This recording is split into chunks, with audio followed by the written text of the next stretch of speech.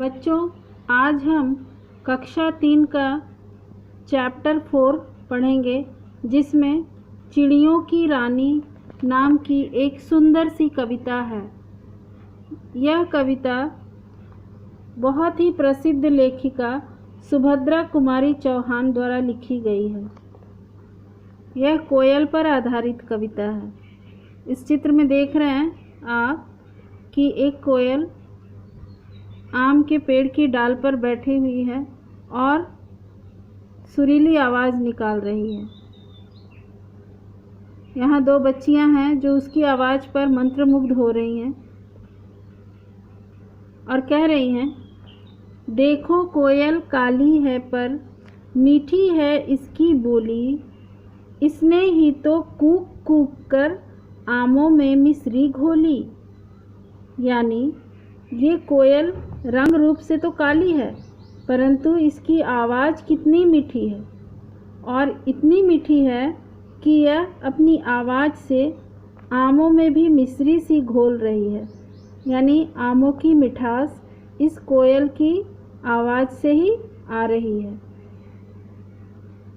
कोयल कोयल सच बतलाओ, क्या संदेशा लाई हो, बहुत दिनों के बाद आज फिर इस डाली पर आई हो। ये बच्चियाँ कोयल से पूछ रही हैं कि कोयल तुम सच बताना, तुम आज इस डाल पर क्या संदेशा लेकर आई हो, यानी क्या समाचार लेकर आई हो, क्या खबर लेकर आई हो, और बहुत दिनों के बाद आज तुम इस डाली पर दिखाई दे रही हो। बच्चों, अक्सर कोयल गर्मी के मौसम में जब आम पेड़ों पर लग जाते हैं तब दिखाई देती है और उसकी आवाज़ सुनाई देती है। तभी ये बच्चियां कह रही हैं कि बहुत दिनों के बाद आज तुम दिखाई दे रही हो। क्या गाती हो किसे बुलाती, बतला दो कोयल रानी, प्यासी धरती देख मांगती हो क्या मेघों से पानी। कोयल गर्मी के मौसम में कूक कूक करती है, इसलिए ये बच्चियां कह रही हैं कि क्या गाती हो किसे बुलाती, यानी तुम कूक कूक करके क्या गा रही हो और किसे बुला रही हो, बतला दो कोयल रानी। गर्मी के मौसम में जब धरती सूख जाती है और प्यासी हो जाती है, चारों तरफ धरती तपती है, तब वो कह रही है कि क्या प्यासी धरती देखकर तुम मेघों से यानी बादलों से पानी मांग रही हो इस धरती के लिए।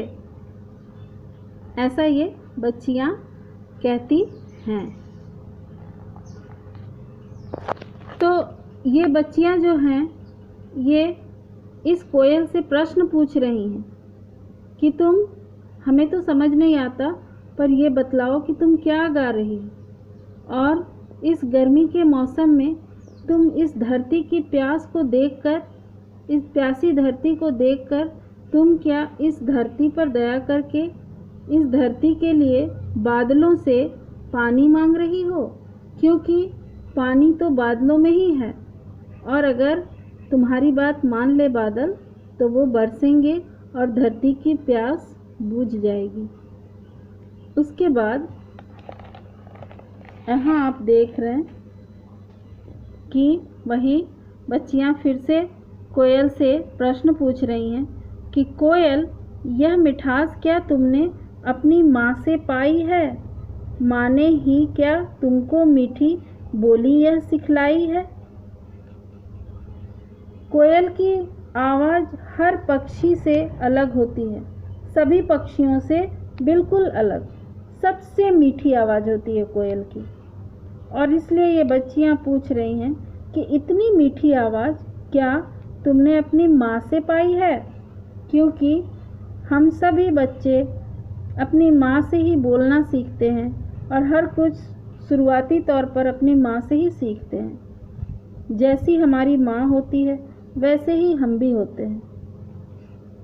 यही सोचकर ये बच्चियाँ पूछ रही हैं कि इतनी मीठी बोली तुमने अपनी माँ से पाई है, माँ ने ही क्या तुमको मीठी बोली यह सिखलाई है। यानी तुमको भी इतनी मीठी बोली बोलना तुम्हारी माँ ने ही सिखलाई है क्या? क्योंकि और किसी पक्षी को तो इतनी मीठी आवाज़ में बोलते हमने नहीं देखा।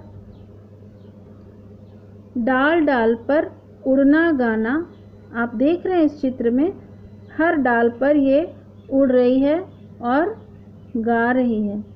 तो कह रही हैं ये बच्चियाँ कि डाल डाल पर उड़ना गाना जिसने तुम्हें सिखाया है, सबसे मीठे मीठे बोलो यह भी तुम्हें बताया है। इसका मतलब कि कोयल को कभी किसी ने कड़वी बोली बोलते नहीं सुना। कोयल अगर गाती है तब भी, और अगर किसी को कुछ कहती भी है तब भी उसकी मीठी आवाज़ ही निकलती है, वह हमेशा मीठी बोली ही बोलती है। तो इसलिए ये बच्चियाँ पूछ रही है कि गाने के अलावा सबसे मीठे मीठे बोलो, यह बात भी तुम्हें क्या तुम्हारी माँ ने सिखाया है? बहुत भली हो तुमने माँ की बात सदा ही है मानी, इसीलिए तो तुम कहलाती हो सब चिड़ियों की रानी। यानी तुम बहुत अच्छी हो, तुम बहुत ही भली हो कि तुमने माँ की बात सदा, सदा मतलब हमेशा, हमेशा ही मानी है। क्योंकि जो बच्चे अपनी माँ की बातें मानते हैं, अपनी माँ का कहना मानते हैं, वो सदा ही अच्छे कहलाते हैं और हमेशा भले ही बच्चे बनते हैं। इसीलिए तो तुम कहलाती हो सब चिड़ियों की रानी, इसीलिए तुम सभी चिड़ियों की रानी कहलाती हो। तुम्हारी आवाज़ सबसे निराली है और सबसे अलग है, सबसे सुंदर है, जो कानों को बहुत अच्छी लगती है। इसलिए क्योंकि तुमने हमेशा अपनी माँ की बात मानी है, इसलिए तुम अच्छे पथ पर चली और अच्छी कहलाई, अच्छी बनी। तो बच्चों, तुम्हें भी हमेशा अपने बच्चों अपनी माँ की बात सुननी है और हमेशा अपनी माँ की बात माननी है, और तभी तुम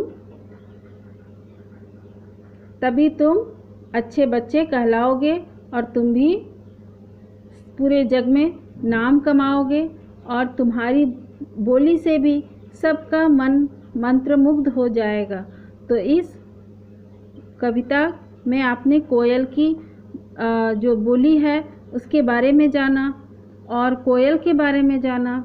कोयल अपनी माँ की आज्ञाकारी है, आपको भी अपनी माँ की आज्ञाकारी बनना है, अपने माता पिता का बात सुनना है ताकि आप भी अच्छे बच्चे कहलाएं और हमेशा बड़े बने। तो इस कविता से हमें यही शिक्षा मिलती है। इस कविता को बच्चों आप अच्छे से स्मरण करें, याद करें और सस्वर अच्छे से पढ़ें। उसके बाद इसके जो कठिन शब्द हैं आप यहाँ देख रहे हैं शब्दार्थ, इन शब्दार्थों को आप याद करें। इससे आपकी कविता के जो कठिन शब्द हैं उनका हल हो जाएगा, आप उनके मतलब जान जाओगे।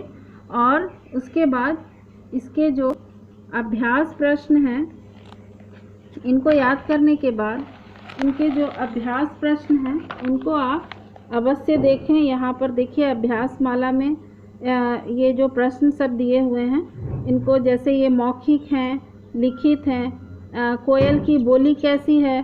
तो मीठी है। कोयल कहाँ उड़ती गाती है? तो पेड़ों पर, आमों की डालों पर। चिड़ियों की रानी कौन है? तो चिड़ियों की रानी कोयल है।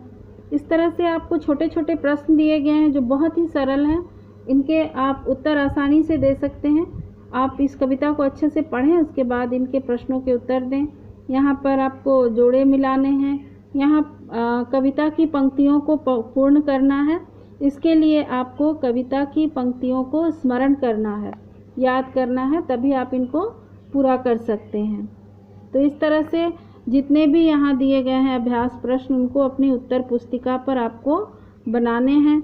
इधर आप देख रहे हैं भाषा ज्ञान है, तो भाषा ज्ञान से आपके भाषा का ज्ञान बढ़ेगा। इसके लिए आपको इसको अवश्य बनाना है, ज़रूर बनाना है। यहाँ आप देख रहे हैं दिए गए हैं कुछ ऐसे बोली, लाई, रानी, सिखाया, तो इनको आपको सामने समान लिखना है उच्चारण करते हुए यानी बोलते हुए।